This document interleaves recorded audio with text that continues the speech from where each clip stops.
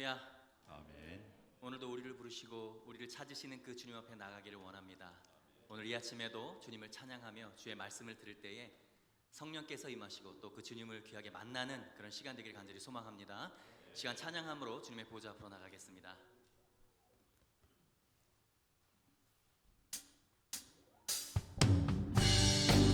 박수 치시면서 함께 주님을 찬양하겠습니다.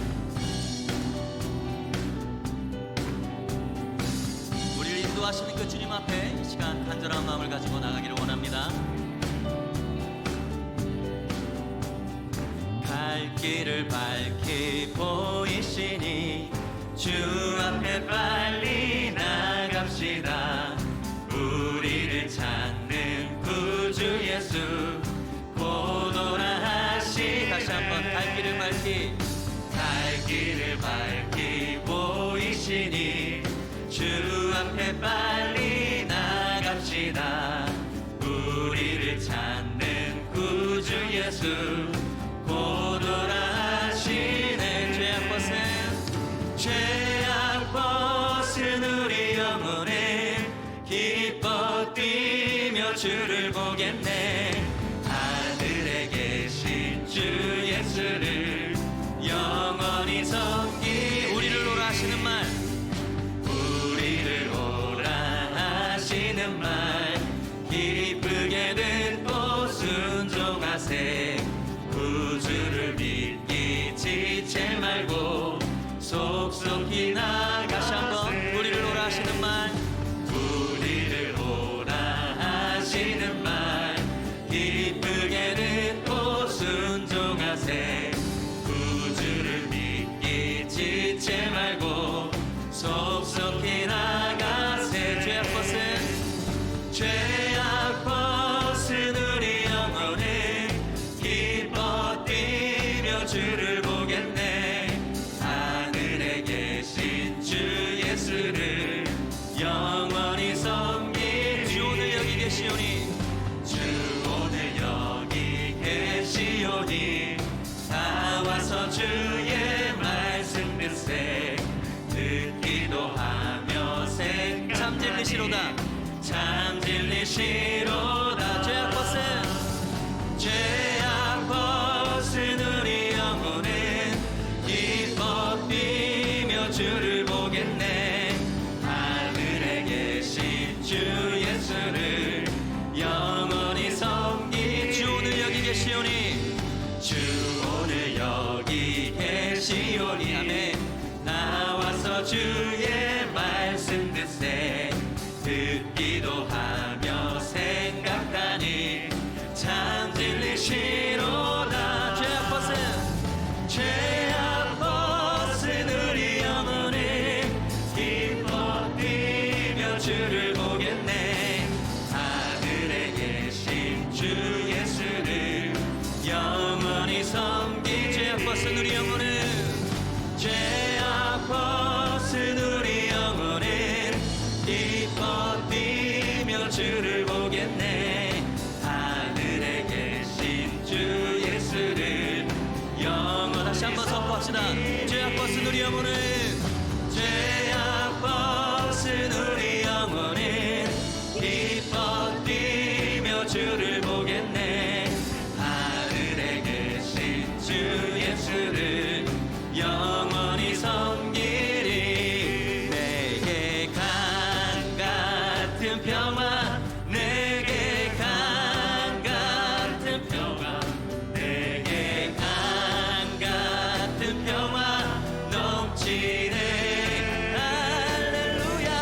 내게 강 같은 평화, 내게 강 같은 평화, 내게 강 같은 평화 넘치네. 내게 바다 같은, 내게 바다 같은 사랑, 내게 바다 같은 사랑, 내게 바다 같은 사랑 넘치네. 내게 바다 같은 사랑, 내게 바다 같은 사랑, 내게 바다 같은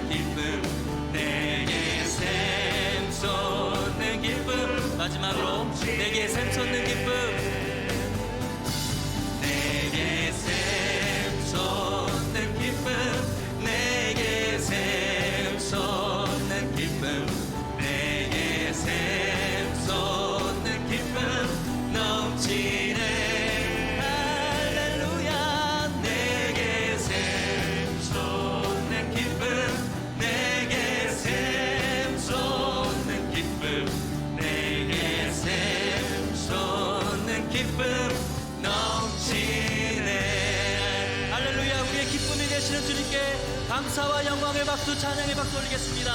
할렐루야. 주님을 찬양합니다.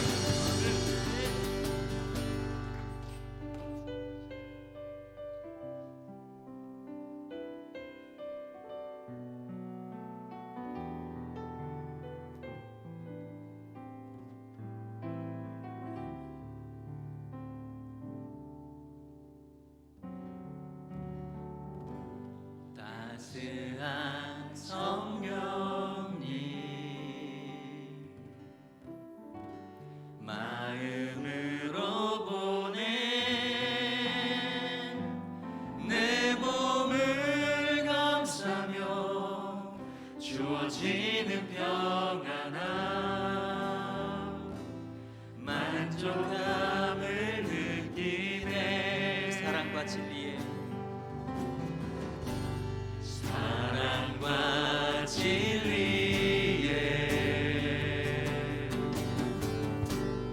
한 줄기 빛 보내 내 몸을 감싸며 내 몸을 감싸며 주어지는 평안함 그 사랑을 느끼네. 그 사랑을 느끼네. 부르신 곳에서 부르신 곳에서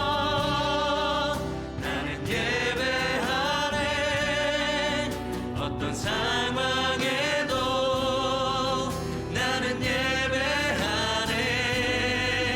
부르신 곳에서 나는 예배하네. 어떤 상황에도 나는 예배하네. 다시 한번 고백합시다. 따스한 성령님, 따스한 성령님 마음으로 보내 내 몸을 감싸며 주어지는 평안함 만족함을 느끼네. 만족함을 느끼네. 사랑과 진리에 사랑과 진리에 한 줄기 빛 보내 내 몸을 감싸며 주어지는 평안함 그 사랑을 느끼네. 그 사랑을 느끼네. 부르신 곳에서 부르신 곳에서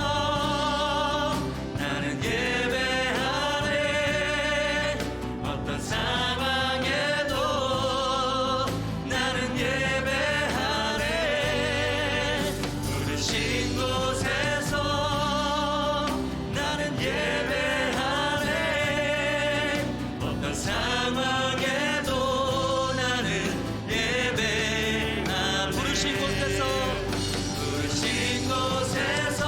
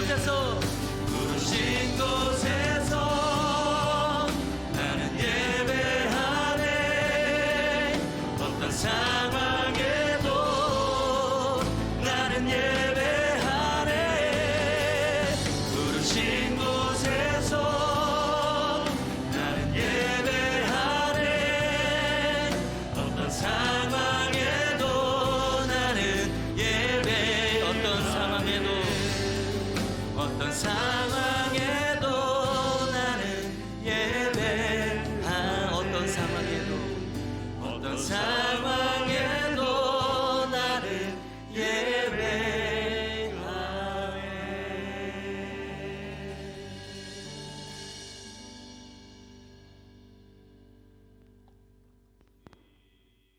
오늘은 신년 집중 기도회 11번째 날입니다. 이 시간 이계윤 장로님 기도 인도해 주시겠습니다.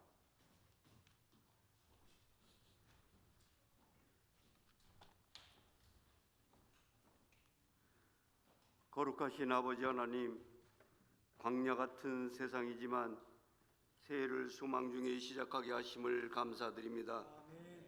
특별히 신년 집중 기도회를 통해 시간마다 진리의 말씀으로 먹여주시고 기쁨으로 찬양하게 하시니 감사드립니다. 마음과 뜻과 정성을 다하여 예배하오니 영광받아 주옵소서. 사랑 많으신 아버지 하나님, 새해에는 정결한 마음과 정직한 영으로 새롭게 되기를 소원합니다. 우리의 반복되는 죄악과 미련함, 욕심에 사로잡힌 시기와 질투를 용서하여 주옵소서. 새해에는 결단하여 돌이킬 수 있는 믿음의 능력도 허락해 주옵소서. 기도회를 통해 복음에 대해 잘 배우게 하시니 감사드립니다. 성경을 잘 배우고 익혀서 하나님 앞에서 자신의 모습을 늘 돌아보게 하옵소서. 복음에 집중하여 하나님을 믿는 것과 실천하는 것이 하나 되는 성숙한 그리스도인이 되게 하옵소서. 금년표처럼 예수님의 제자 되어 세상 속으로 나아가게 하옵소서. 우리의 싸울 것은 혈과 육이 아니요 통치자들과 세상의 주관자들과 하늘에 있는 악의 영들이라 하셨사오니 진리로 무장하고 성령 충만하여 세상을 이기고 복음의 확장에 쓰임받는 저희 다 되도록 인도하여 주옵소서. 교회가 늘 사랑과 기쁨이 넘치게 하시고 세상을 향한 선교와 구제를 잘 감당하게 하옵소서. 성도들이 서로 용납하여 아름다운 교제가 이루어지게 하시고 성도들의 가정마다 화목하게 하옵소서. 특별히 기도에 참석한 청소년들을 축복하사 미래의 교회를 이끌어갈 영적 지도자들로 세워 주옵소서. 이제 담임 목사님 말씀 듣습니다. 피곤치 않게 도와주시고 성령님 함께 하셔서 말씀이 능력이 되어 우리 영을 소생시키는 은혜의 시간 되게 하옵소서. 교육위원회의 찬양을 기뻐 받으시고 예배를 돕는 모든 봉사자들을 축복하여 주옵소서. 예수님 이름으로 감사하며 기도합니다. 아멘.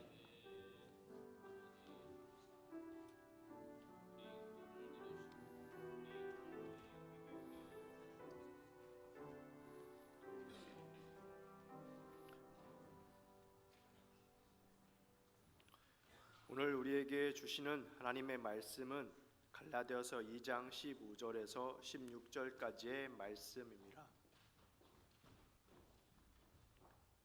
갈라디아서 2장 15절에서 16절까지의 말씀, 이제 하나님의 말씀을 받들어 봉독하겠습니다. 우리는 본래 유대인이요 이방 죄인이 아니로되 사람이 의롭게 되는 것은 율법의 행위로 말미암음이 아니요 오직 예수 그리스도를 믿음으로 말미암는 줄 알므로 우리도 그리스도 예수를 믿나니 이는 우리가 율법의 행위로서가 아니고 그리스도를 믿음으로써 의롭다함을 얻으려 함이라. 율법의 행위로서는 의롭다함을 얻을 육체가 없느니라.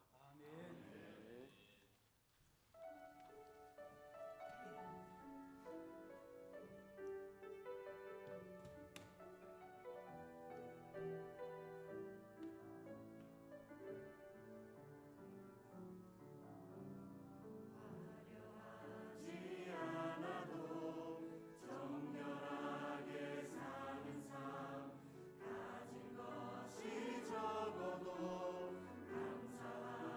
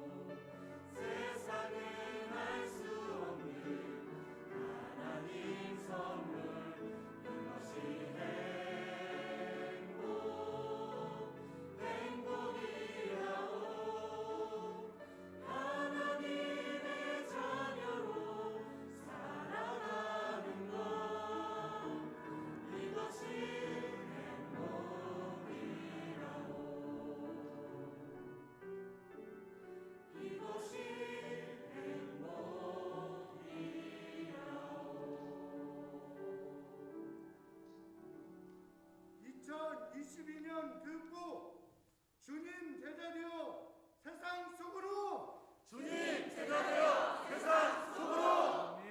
아멘. 하나님께 영광 박수 올립니다. 네. 이 박수 소리가 오늘 좀 다르네요. 네. 우리 교육부 잘 될 것 같습니다. 우리 목회자들 또 부장, 부감, 교사들 우리 교회가 전적으로 밀어주고 기도하고 그래서 2022년에 우리 교육부의 새로운 부흥의 전기가 시작될 수 있기를 바랍니다. 자, 좌우에 계신 분하고 인사합니다. 오늘도 나오셨군요. 잘하셨습니다. 네, 하나님의 은혜가 함께하길 바랍니다. 예. 이제 10하루쯤 되니까 애들이 대부분 깨어 있는 것 같아요. 초반에는 다 자더니 이제 많이 깨어 있고 앞자리에도 나오고 대단합니다. 자, 여러분 광고를 잘 들어주십시오. 내일이 이제 집중기도회는 마지막 날입니다. 다시 말씀드리지만 성령께서 제 마음에 40일을 말씀하셨지만 제가 순종하지 않고 아버지 올해는 2주만 해보겠습니다 이렇게 하고 하는데, 내일은 가급적 온라인으로 예배하는 분들 현장 예배에 좀 다 나올 수 있기를 바랍니다. 온라인으로 예배하는 분들 잘 들으시고, 그 다음에 내일은 퍼즐판을 가져오셔야 돼요. 퍼즐판을 가져오시면은 나가실 때 퍼즐판을 보고 선물을 드리게 됩니다. 저는 한 번 빠졌는데요, 그래도 드립니다. 저는 2번 빠졌는데요, 그래도 드립니다. 왜냐하면 하나님의 복음은 은혜로 주어지는 거니까. 3번 빠진 분은 모르겠습니다. 그건 어떻게 하여튼간 그래도 잘 얘기해 보십시오. 그러면 퍼즐판을 가지고 오셔가지고 여러분이 선물을 꼭 받아가시고, 특별히 내일은 우리 아이들, 그 영유아보 아이들 교회에서 이제 선물을 내일 줄 겁니다. 강단에 다 올라오라 가지고 선물 줄 거고, 우리 중고등부 친구들, 아동부 또 청년들도 준비한 선물이 아마 있을 겁니다. 그래서 우리가 내일은 다음 세대들을 특별히 우리가 축복하고 박수 쳐주고 격려하는 그런 시간을 갖도록 하겠습니다. 그 다음에 내일은 여러분이 이번 신년 집중 기도에 받은 은혜들을 생각하면서 하나님 앞에 꼭 감사 예물을 드렸으면 좋겠습니다. 그래서 마음이 우러나는 대로 하시는 겁니다. 제가 강요하는 게 아니고 헌금은 은혜로 하는 거니까 받은 은혜 생각하면서 하나님 앞에 마음도 드리고 또 예물도 드리는 그런 시간이 되었으면 좋겠습니다. 어때, 괜찮으시겠죠? 네, 함께 기도하고 말씀 나눕니다. 거룩하신 아버지 하나님, 여기까지 인도하신 것 감사합니다. 눈이 오는 날도 있었고 또 몹시 추운 날도 있었습니다. 피곤한 날도 있었고 쉬고 싶을 때도 있었습니다.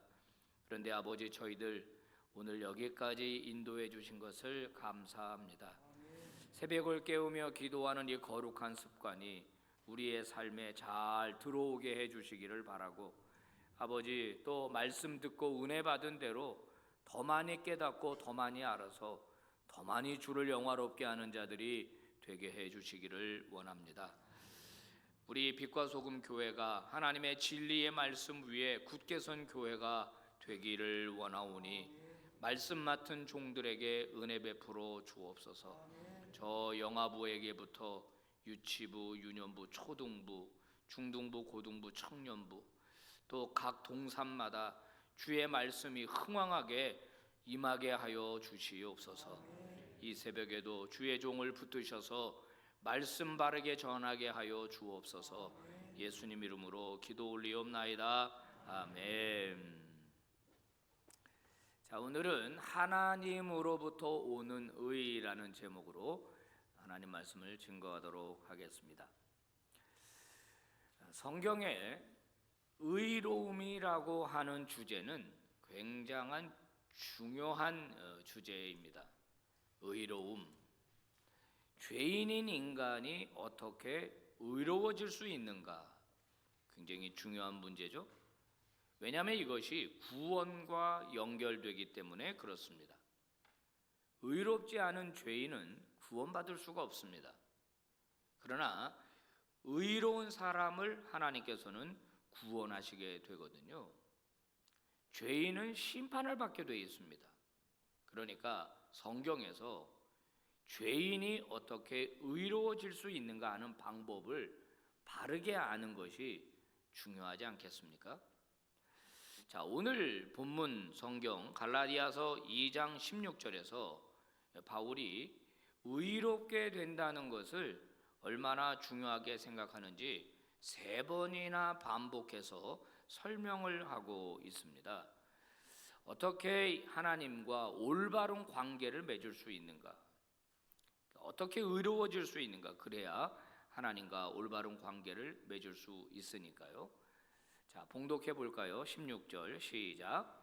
사람이 의롭게 되는 것은 율법의 행위로 말미암이 아니요 오직 예수 그리스도를 믿음으로 말미암는 줄 알므로 우리도 그리스도 예수를 믿나니. 네, 사람이 의롭게 되는 방법이 있다.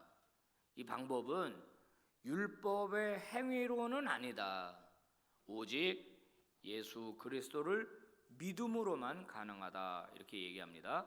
계속해서요. 시작. 이는 우리가 율법의 행위로서가 아니고 그리스도를 믿음으로써 의롭다함을 얻으려 함이라. 율법의 행위로서는 의롭다함을 얻을 육체가 없느니라. 반복하죠. 율법의 행위로서는 절대 의롭다라고 인정받을 수 없다. 그리스도를 믿음으로만 가능하다. 또 강조합니다. 율법의 행위로는 절대 하나님으로부터 의롭다라고 인정받을 수가 없다라고 이야기합니다.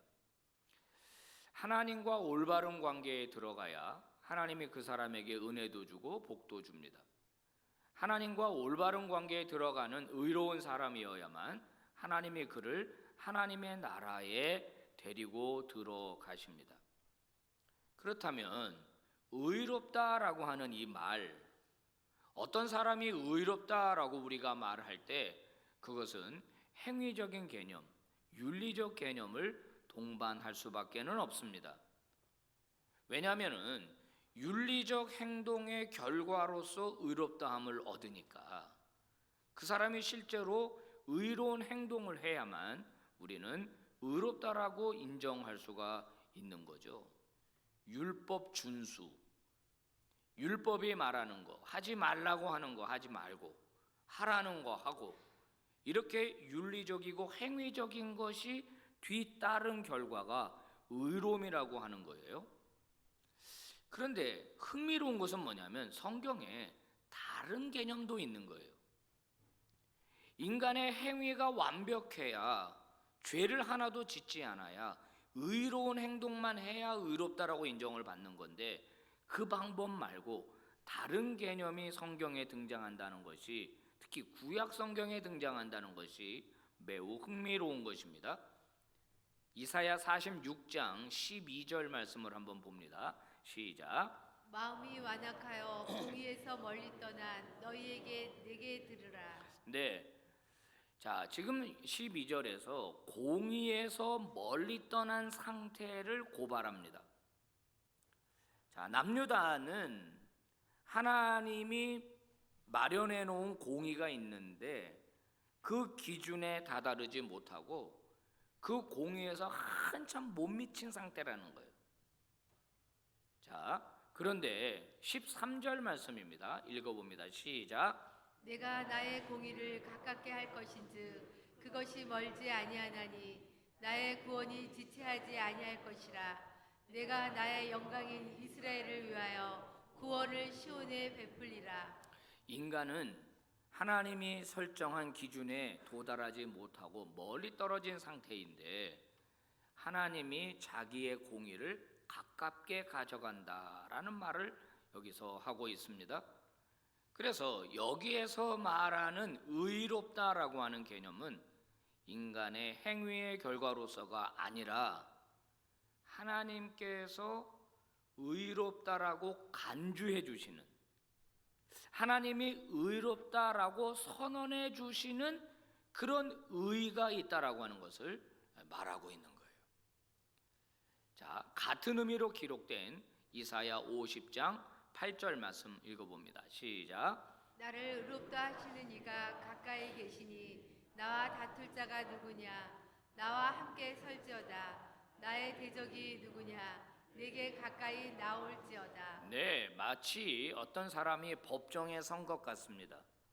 법정에 서서 여러 죄들이 고발당하고 있는데 거기에서 하나님이 자기를 의롭다라고 인정해 주셨다는 거예요. 그러니까 나랑 다툴 사람 한번 나와봐라. 하나님이 나를 의롭다고 인정해 주시는데 아니라고 말할 수 있는 사람 나와봐라. 이렇게 얘기하는 겁니다. 하나 더 있죠. 51장 5절 시작. 내 공의가 가깝고 내 구원이 나갔은즉 내 팔이 만민을 심판하리니 섬들이 나를 앙망하여 내 팔에 의지하리라. 아멘. 하나님의 공의가 가깝다. 하나님의 구원이 나갔다. 이렇게 이야기를 하면서요. 하나님의 공의, 하나님이 주시는 하나님이 의롭다라고 인정하시는 또 다른 의가 성경에 등장한다는 것을 우리가 선명하게 발견할 수가 있습니다.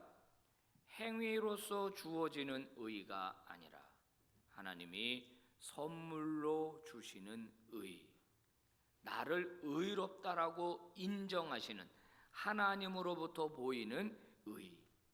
나는 여전히 의롭지 못하고 나는 여전히 죄인이고 나는 여전히 하나님의 기준에 미치지 못하는데 하나님께서 나를 의롭다라고 인정해 주시고 선언해 주시는 그런 의가 있다라고 이사야서가 말하고 있습니다. 그래서 바울이 이 이사야서의 말씀을 근거로 로마서 8장 33절에서 이렇게 말합니다. 누가 능히 하나님이 택하신 자들을 고발할 수 있겠는가? 의롭다고 하시는 이가 하나님이신데 누가 우리를 고발할 수 있겠느냐? 하나님이 우리를 죄 없다라고 선언해 주셨는데 누가 우리를 고발할 수 있겠느냐라고 질문합니다. 자, 이런 또 다른 개념의 의, 이것이 시편에도 나옵니다. 시편 51편 14절 시작.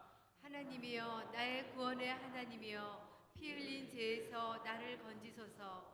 내 혀가 주의 의를 높이 노래하리이다. 네, 시편 51편은요 다윗이 밧세바를 범하고 범죄한 다음에 참회하면서 기록한 참회의 시편입니다. 여기서 다윗은 자신이 죄인임을 인정합니다. 밧세바 때문에 우리아를 죽이지 않았습니까? 살인 교사를 했습니다. 살인죄에 해당이 됩니다. 피 흘린 죄가 있습니다. 그런데 하나님이 자기를 구원해 주신다. 자기를 하나님께서 의롭다고 하시는 인정을 해 주시기 때문에 이제 용서받은 자기는 하나님의 그 의를 높이 찬양하고 노래한다. 이렇게 이야기하고 있는 겁니다. 자, 그러면 여러분 여기서 우리는 이런 질문을 할 수 있습니까? 있습니다. 왜 우리가 죄인임에도 불구하고 하나님은 우리를 의롭다라고 인정하시는 거냐? 하나님 마음인 거냐? 하나님이 그냥 폭군이라 자기가 의롭다라고 하면 의롭은 거고 의롭지 않으면 의롭지 않은 건가? 왜 하나님은 우리를 의롭다라고 인정하시는 걸까요? 그 이유는 바로 그의 아들 예수 그리스도의 대속적 죽음 때문입니다. 그 아들이 우리를 대신하여 죽은 것이기 때문에 그것을 믿는 사람들이 그 믿음 때문에 그를 의롭다라고 하는 겁니다. 대속의 개념을 여러 번 설명했습니다. 지난번에도 한번 말씀드렸어요. 제가 진 빚이 있습니다. 제 빚이 너무 커서 저는 갚을 수가 없는데 돈이 많은 어떤 장로님이 제가 진 빚을 대신 갚아줬습니다. 그러면 저는 그 빚을 다시 갚을 이유가 없는 거예요. 대신 갚았기 때문에. 그럼 나는 그 채무에서 변제가 되는 겁니다. 떳떳하게 채권자 앞을 지나다닐 수가 있는 거예요. 자, 바로 믿음. 예수 그리스도가 나의 죄를 대신하여 십자가에 달려 죽으셨기 때문에 나는 그 예수 그리스도의 그 피값으로 하나님으로부터 의롭다라고 인정받는 것을 나는 믿는다라는 그 믿음을 가진 사람, 그 사람을 하나님께서 인정하시는 겁니다. 바울은 로마서 4장에서 바로 아브라함에게서 믿음의 원리를 찾아 소개하죠. 봉독합니다. 시작. 아브라함이 행위로 의롭게 되었더라면 그에게는 자랑할 것이 있었을 것입니다. 그러나 하나님 앞에서는 자랑할 것이 없습니다. 성경이 무엇이라고 말합니까? 아브라함이 하나님을 믿으니 하나님께서 그를 의롭다고 여기셨다 하였습니다. 네, 새 번역으로 제가 찾았는데요. 창세기 15장 6절 말씀을 근거로 아브라함이 이를 믿으니 하나님이 그를 의로 여겼다 하는 그 말씀을 근거로 바울은 아브라함이 하나님 앞에 의롭다라고 인정받은 근거가 그의 행위 때문이냐? 아니다라는 거예요. 우리가 창세기에서 아브라함을 보지만은 실수도 많고 허물도 많은 사람 아닙니까? 그가 진짜 100% 하나님을 믿고 신뢰했습니까? 안 그랬잖아요. 첩도 얻었고 의심도 했고 실망도 했고 낙심도 했고, 하지만은 하나님을 믿었던 그 믿음이 하나님은 그 믿음을 보고 그를 의롭다라고 인정했다. 그러니까 하나님 앞에서 인간이 의롭다라고 인정받을 수 있는 길은 행위의 완전함이 아니라 바로 하나님이 우리를 위하여 행하신 구속 사건을 믿는 방법. 그 믿는 방법이 우리를 의롭게 한다라고 성경은 이야기합니다. 그래서 바울은 율법을 통한 의를 말하기보다는 믿음을 통한 의를 강조합니다. 자, 오늘 갈라디아서 2장 18절 말씀 같이 한번 봅니다. 시작. 만일 내가 헐었던 것을 다시 세우면 내가 나를 범법한 자로 만드는 것이라. 자, 여기서 독특한 사도 바울의 사명이 등장하는데요. 바울은 내가 헐었다 하는 말을 씁니다. 이것도 일종의 건축 메타포인데, 헐었다, 파괴했다 하는 거예요. 그 다음에 다시 세운다 하는 이야기를 바울이 하고 있습니다. 이게 설명이 좀 필요해요. 갈라디아서 2장 11절부터 이렇게 보면은 베드로가 이방인과 함께 식사를 하고 있었습니다. 베드로가 이방인과 함께 식사를 하면은 율법으로는 안 되는 겁니다. 부정한 유대인이기 때문에 같이 상종을 하면은 안 되는 거예요. 그 율법을 어긴 게 되는 겁니다. 근데 베드로가 이방인들과 식사를 왜 했냐면 그 이방인이 예수 그리스도 십자가 복음을 믿었거든요. 그러니까 한 형제 자매가 된 겁니다. 그래서 형제 자매로서의 식탁의 교제를 나눴는데, 예루살렘으로부터 어떤 사람이 방문했다는 이야기를 듣고 나서 급하게 그 식사 자리에서 도망을 친 겁니다. 왜요?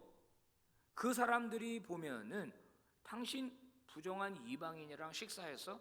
라고 비난할 거거든요. 너 율법을 어겼어? 라고 비난할 거거든요.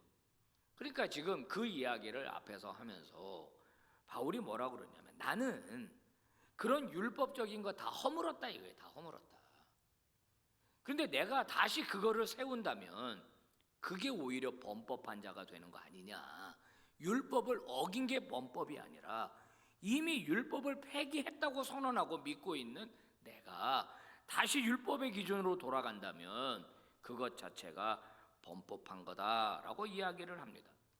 바울은요, 파괴하다, 그 다음에 허물다, 건축하다, 다시 세우다라는 동사를 여기서 사용했습니다. 예레미야가 하나님한테 소명을 받을 적에 바로 이런 그 소명을 받거든요. 허물고 세우고 뽑고 다시 심고, 이런 건축과 농업 메타포를 사용해서 하나님으로부터 소명을 확인하는데, 사도 바울은 자신의 소명이 뭐냐면 파괴하는 거고 다시 건축하는 거다, 이렇게 말했어요. 자, 이런 겁니다.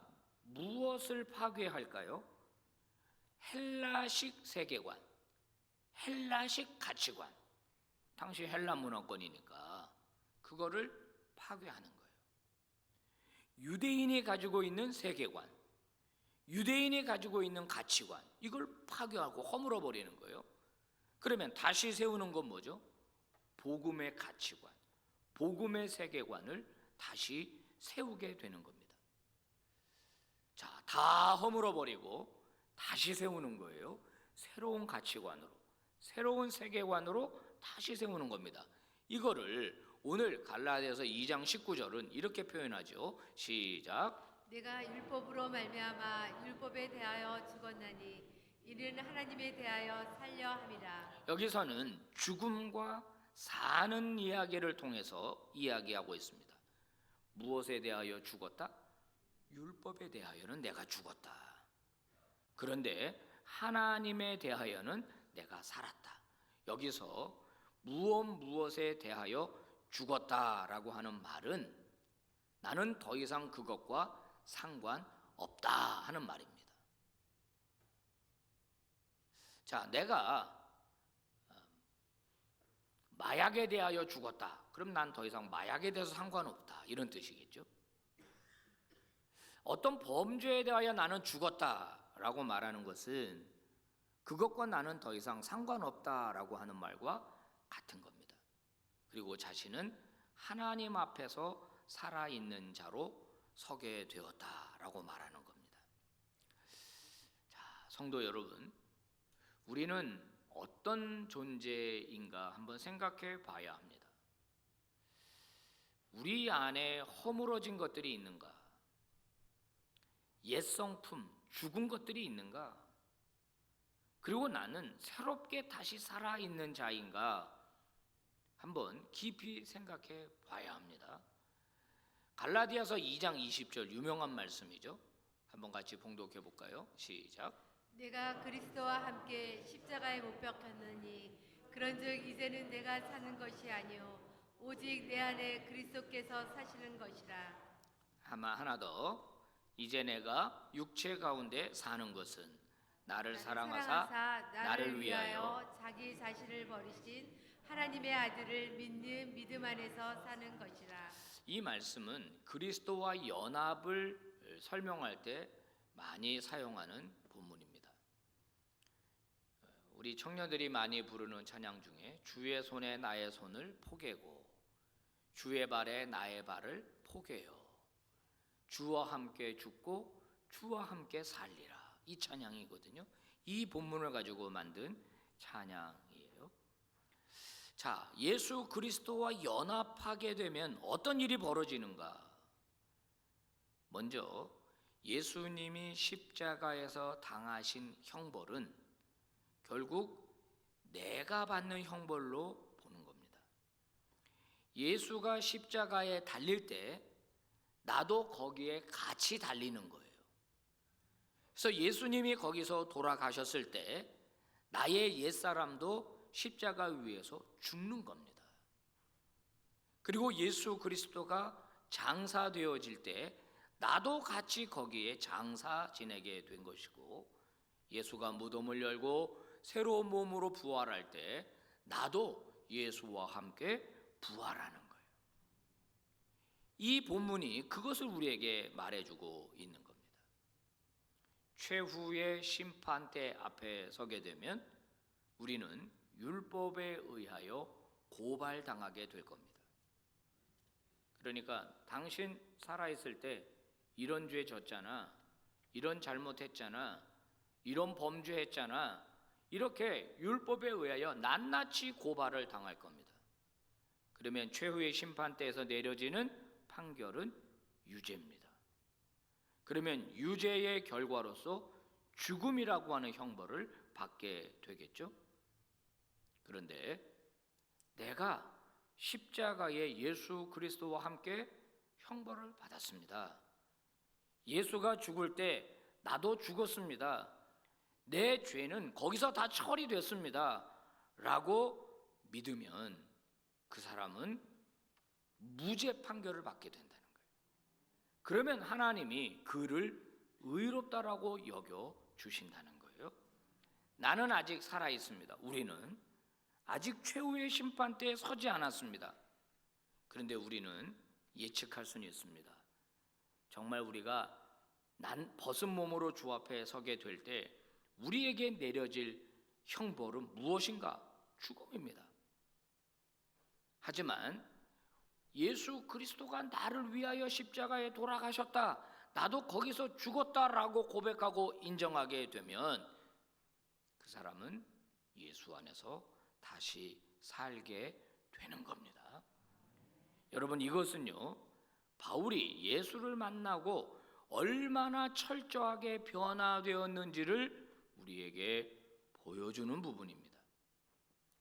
자, 하나님이 의롭다라고 인정해 주시는 하나님으로부터 오는 의가 있다.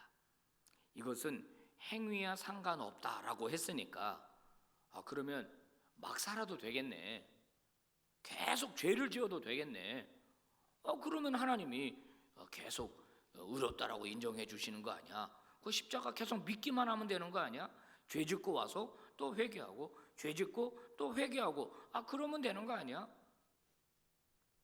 여러분, 이렇게 생각할 수 있지 않겠습니까? 그런데 하나님으로부터 오는 의를 경험한 사람에게는 더 강력한 변화가 일어나게 돼요. 개종은 두 가지로 설명할 수 있습니다. 일단 주님의 죽음이 나의 죽음이 되는 것인데요, 약한 개종은 A에서 A-로 변하는 겁니다. 조금 달라졌죠? 이건 약한 개종이라고 할 수 있겠어요?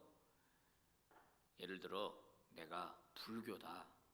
그럼 불교식 가치관, 불교식 세계관을 그대로 가지고 있으면서 거기다가 세례 하나를 더 얹어요. 큰 변화가 일어난 거 아니죠. 교회는 여전히 다니는데 세상적 습관과 세상적 삶은 그대로 가지고 있어요. 이런 개종은 약한 개종이라고 볼 수 있습니다. 그런데 예수가 십자가에 달려 죽을 때 나도 거기서 죽었습니다 라고 고백하는 사람에게는 강한 개종이 일어나는데 그것은 완전히 다른 존재가 되는 겁니다. A에서 B가 되는 겁니다. 과거에 나는 예수님과 함께 십자가에서 죽었어요. 예수님이 다시 살 때 나는 다시 살아났어요. 나는 새롭게 태어났어요. 나는 새로운 피조물이에요. 이제는 내 안에 예수 그리스도가 사세요. 그분이 내 안에 거주하고 계셔요. 이렇게 고백하고 이 사람은 점차 자기 안에 있는 예수로 말미암아 삶이 변화되는 거예요. 생각도 바뀌고 말도 바뀌고 삶을 살아가는 태도도 바뀌고 가치관도 바뀌고 세계관도 바뀌는 전혀 새로운 존재로 변화되는 거예요. 여러분, 이것이 바로 하나님이 주시는 의를 경험한 사람들이 보여주는 삶의 태도입니다. 사랑하는 여러분, 우리는 복음을 믿을 때 기존의 가치관과 세계관이 완전히 무너져야 합니다. 그리고 나는 다시 태어나야 합니다. 복음을 믿으면 이렇게 될 수밖에는 없는 거예요. 하나님은 죄인인 우리를 예수 그리스도를 희생함으로 자기 자녀 삼아 주셨습니다. 우리에게 무슨 의로운 행위나 근거가 있기 때문에 그렇게 해주신 게 아닙니다. 이것은 전적인 은혜라는 거예요. 전적인 은혜. 내 공로가 아니라 전적인 은혜라는 거예요. 그러므로 하나님의 전적인 은혜를 경험한 그리스도인들은 어떻게 신앙생활을 해야 하는가? 많은 그리스도인들이 오해하고 있는 것 중에 내가 헌금을 잘 드리면 하나님이 나를 의롭다라고 인정해 주시겠지? 이건 행위에 근거한 겁니다. 그게 아니고 나를 의롭다라고 인정해 주셨으니까 너무 감사해서 헌금을 드리는 거예요. 내가 교회 봉사를 많이 하면 하나님 나에게 복을 왕창 주시겠지? 아니, 그게 아니고 이미 하나님이 나를 의롭다라고 인정해 주시니까 내가 그 은혜를 어떻게 갚을 수 있으리요? 내가 주님 앞에 충성합니다. 할렐루야. 앞뒤가 바뀌면 이상하게 되는 거예요. 은혜가 먼저입니다. 은혜 다음에 그 은혜에 합당한 삶이 뒤따라가는 거예요. 내가 뭔가 내 행위로 하나님 앞에 잘 보이고 내가 더 하나님 앞에 뭘 좀 많이 하게 되면 하나님이 나를 더 예쁘게 볼 것 같다라고 하는 것은 율법식 가치관이에요. 그건 율법적 세계관이에요. 십자가 은혜로 나를 구속했으니 내가 하나님 앞에 충성을 다하고 하나님의 영광을 위하여 살고 하나님의 뜻을 위하여 살겠습니다. 이렇게 결심하고 그 예수 그리스도가 나를 통치하도록 하는 믿음의 종들이 되시기를 바랍니다. 우리에게 주신 말씀 같이 봉독하며 말씀 마칩니다. 시작. 내가 그리스도와 함께 십자가에 못 박혔나니 그런즉 이제는 내가 사는 것이 아니요 오직 내 안에 그리스도께서 사시는 것이라. 아멘. 기도하겠습니다. 하나님 아버지 감사합니다. 인간의 행위로서는 의롭다라고 인정받을 사람이 아무도 없다라고 말씀해 주셨고 오직 십자가 복음을 믿는 믿음으로만 의롭다라고 인정할 수 있다. 오늘 말씀 받았습니다. 아버지, 예수가 십자가에 달려 죽을 때 나도 거기 달려 십자가에 못 박히게 해주시고 예수님 죽을 때 나의 옛 성품도 죽게 하시고 예수님 다시 살 때 거룩한 존재로 새롭게 부활하고 변화되는 저희들이 되게 하여 주옵소서. 아직도 허물지 못하고 아직도 무너뜨리지 못한 내 성품이 무엇입니까? 내 가치관이 무엇입니까? 이번 이 집중 기도회를 통하여 완전히 허물어 버리고 복음으로 다시 세우는 자들 되게 하여 주시옵소서. 하나님의 은혜를 깊이 깨닫고 은혜에 보답하는 인생 되게 하여 주시옵소서. 이 새벽에 귀한 예물 드린 손길들이 있습니다. 축복합니다. 아버지여, 예물 그 중심 보시옵시고 더 많은 것을 맡기셔서 하나님 나라 영광을 위하여 귀하게 사용하여 주시옵소서. 예수 그리스도의 이름으로 기도 올리옵나이다. 아멘. 예배 마쳤습니다. 여러분 자유롭게 충분히 기도하시다가 은혜 가운데 돌아가시기 바랍니다.